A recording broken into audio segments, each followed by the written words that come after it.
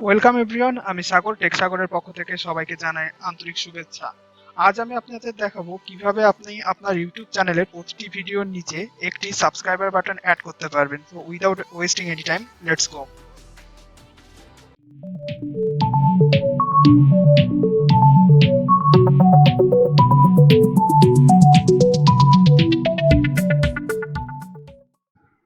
So viewers, subscribe button বলতে আমি কি বোঝাতে চাইছি সেটা হলো আমি একটা ভিডিও প্লে করার মাধ্যমে দেখাই।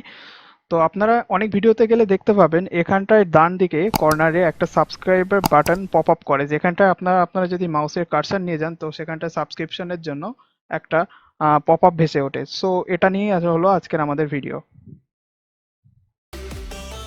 সো ফার্স্ট অফ অল আমাদের যেটা করতে হবে সেটা হলো গুগলে যে সার্চ করতে হবে সাবস্ক্রাইব বাটন।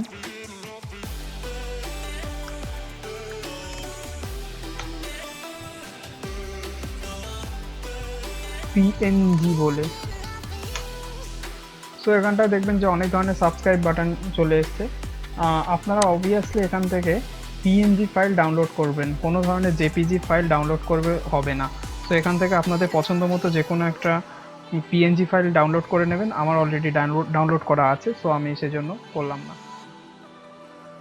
তো এরপর চলে যেতে হবে আপনাদের চ্যানেলে এবং সেখানে কাস্টমাইজ চ্যানেল বলে একটা অপশন পাবেন। তো কাস্টমাইজ চ্যানেল অপশনে ক্লিক করার পরে এখানটায় সাবস্ক্রাইবারের সংখ্যা দেখতে পাবেন। তো সাবস্ক্রাইবারের সংখ্যায় ক্লিক করার পরে এখানটায় আপনারা দেখতে পাবেন চ্যানেল বলে একটা অপশন আছে। তো চ্যানেলে এখানটায় ক্লিক করার পরে দেখতে পাবেন ব্র্যান্ডিং বলে একটা অপশন আসছে।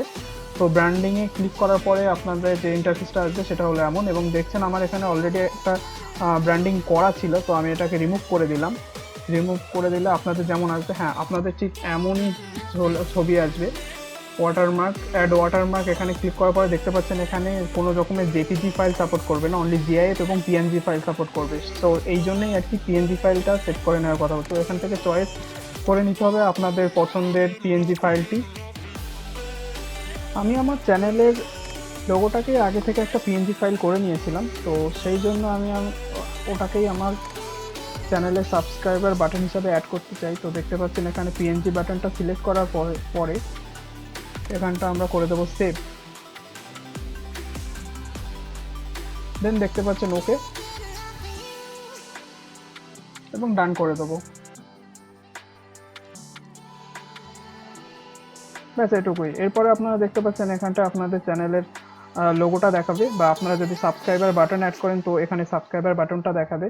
আর এখানটায় দেখতে পাচ্ছেন যে আমরা কতক্ষণ টাইমের জন্য রাখতে পারি। তো আমি এন্টায়ার হোল টাইম রেখে দিয়েছি, কারণ আমি পুরো ভিডিওটাতে আমার এই বাটনটা দেখাতে চাই বলে। তো এরপর আমরা ক্লিক করবো ইউটিউব স্টুডিওতে।